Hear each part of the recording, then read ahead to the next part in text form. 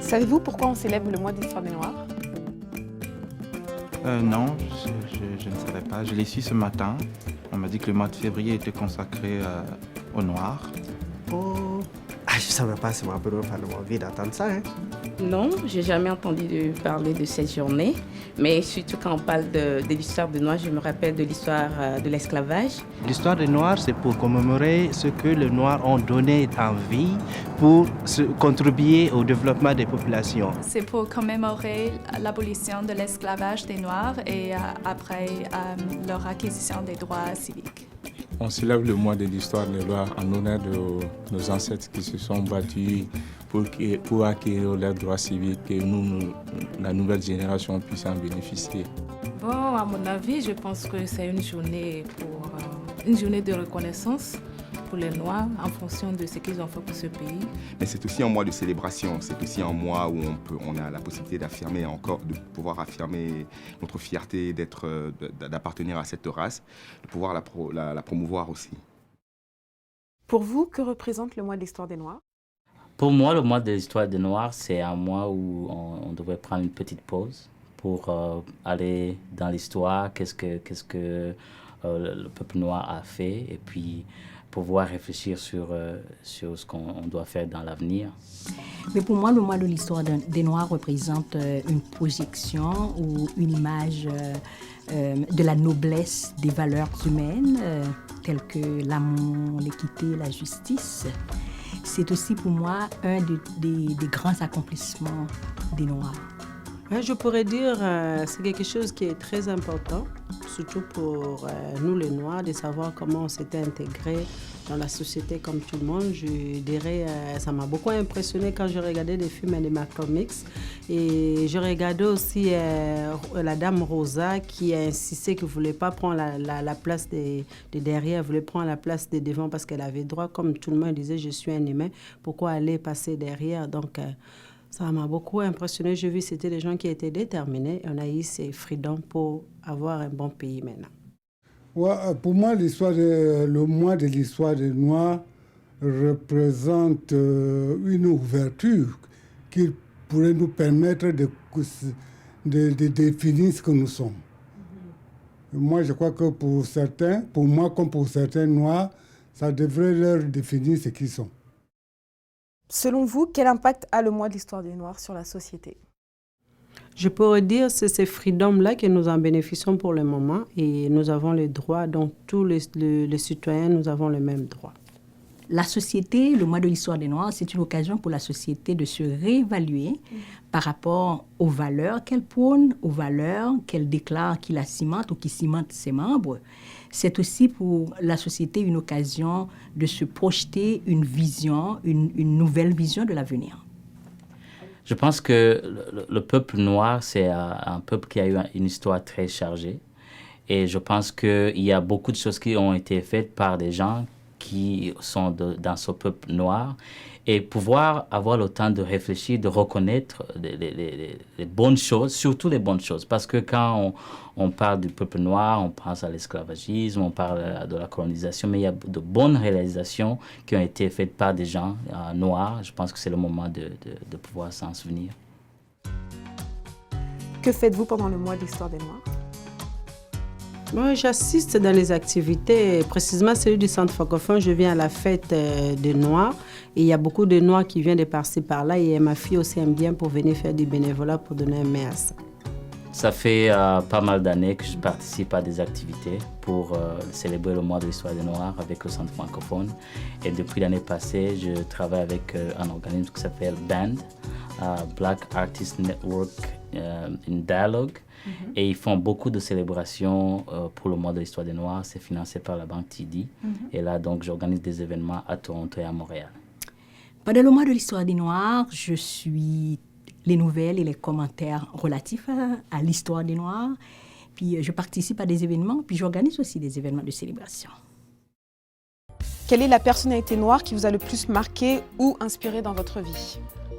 Desmond Tutu, Samori Touré, Denzel Washington, Jackson Samuel, je dirais Ella Fitzgerald, qui est une chanteuse de jazz super remarquable. J'adore ses interprétations des chansons.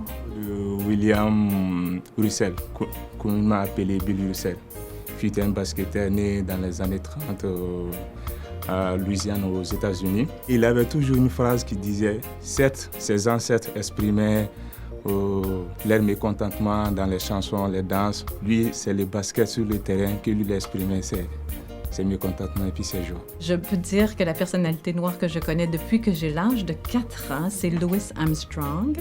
Et puis, il nous a accompagnés, ma famille et moi, pendant de très longs voyages pour se rendre en vacances. Définitivement, il y a Book Bond. Celui qui a fait la révolution des esclaves en Haïti en 1792, ce qui veut dire en 18e siècle. Il y a Toussaint Louverture qui a organisé une révolution d'indépendance qui est le plus successful. Et il y a Martin Luther King, Angela Davis et Frantz Fanon de la Martinique qui a mobilisé les Algériens pendant la révolution de l'Algérie. Pendant toute ma jeunesse, quand j'étais beaucoup plus jeune, j'ai suivi Chaka Zulu. Et pour moi, c'est quelqu'un. Ça m'a beaucoup marqué son histoire et son parcours. Ruben Hum-Niobé, qui est un indépendantiste camerounais, qui dans les années 50, à la fin des années 50, s'est battu pour l'indépendance du Cameroun et réclamait l'indépendance camerounaise sans condition de la France. Et il a été trahi par certains Camerounais et arrêté et tué.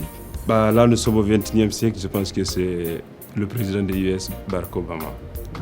Aimé Césaire, c'est le Martiniquais de 18 ans qui est parti en France pour ses études et qui est devenu un très grand bonhomme. Nelson Mandela. Je préfère Nelson Mandela parce que c'est quelqu'un qui a particulièrement conseillé et la politique et la paix.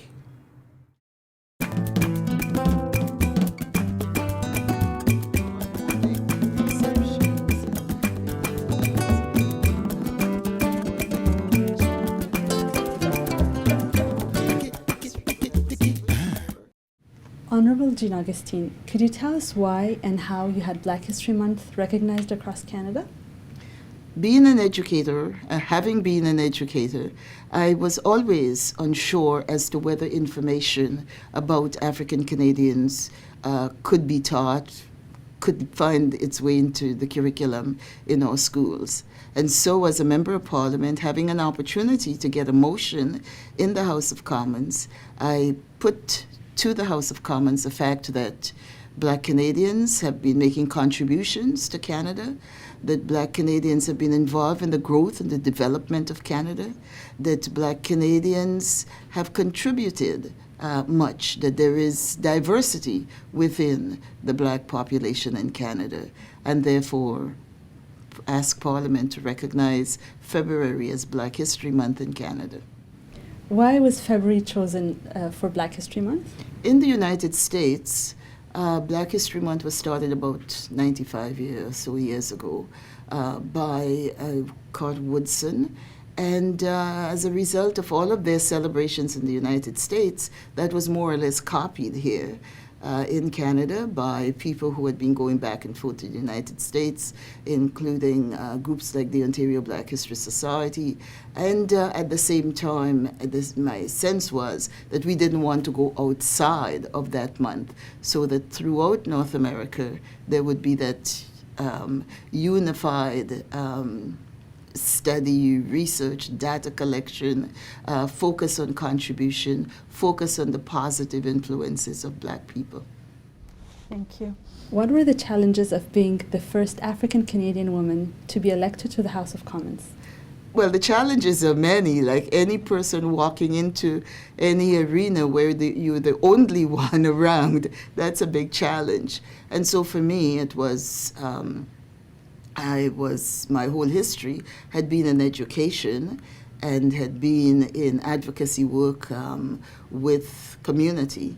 And so arriving on Parliament Hill as the first African Canadian Black woman, or the first Black woman, it was a challenge in terms of finding my way as a new member.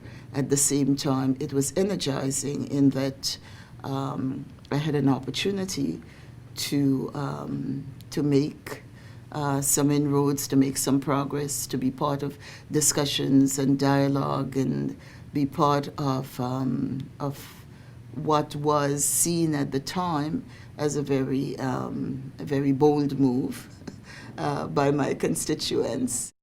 What motivates and inspires you to accomplish all this?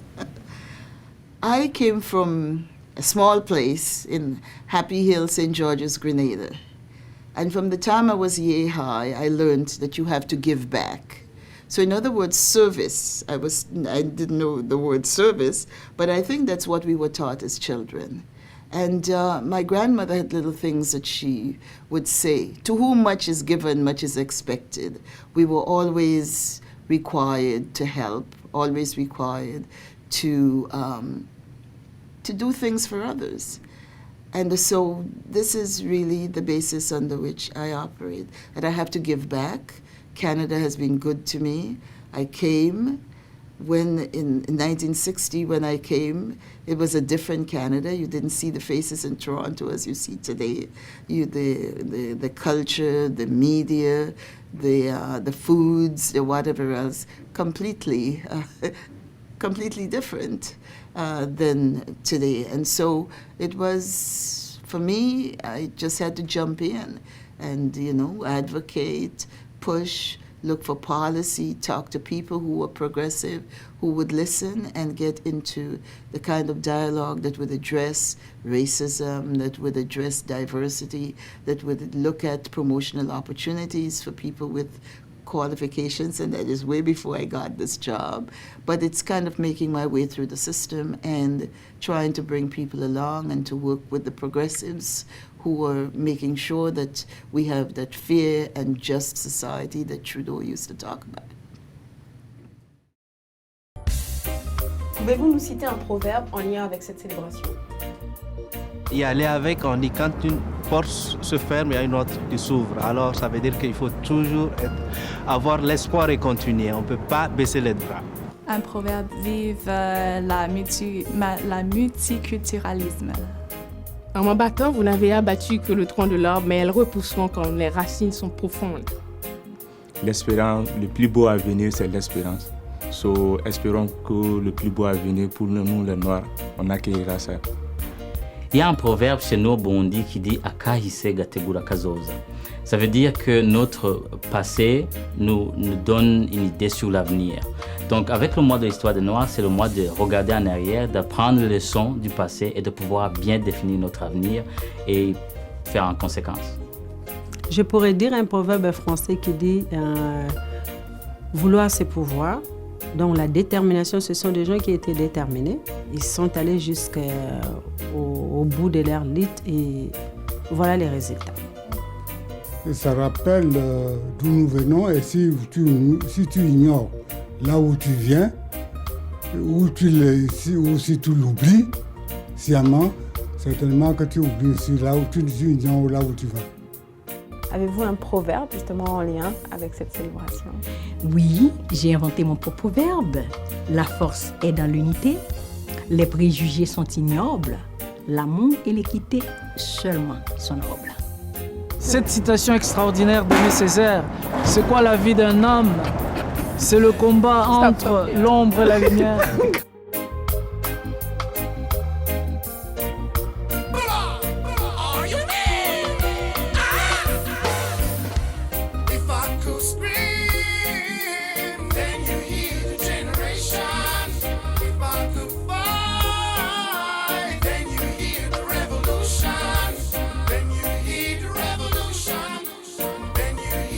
On m'a dit que le mois de février était le mois de la femme, du noir.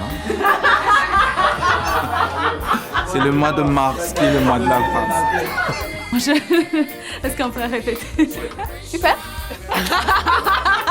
C'est une lutte entre l'espoir et le désespoir, entre la lucidité et la ferveur. Et un autre qui vient? Quand tu les attends, ils sont jamais là. Ouais, et quand c'est tu ça.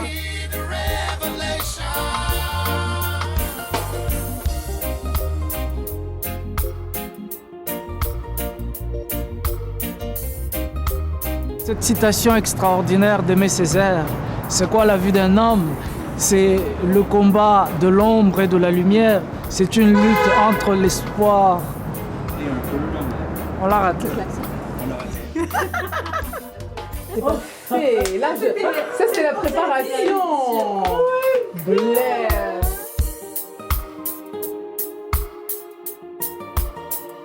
C'est quoi une vie d'homme? C'est le combat de l'ombre et de la lumière.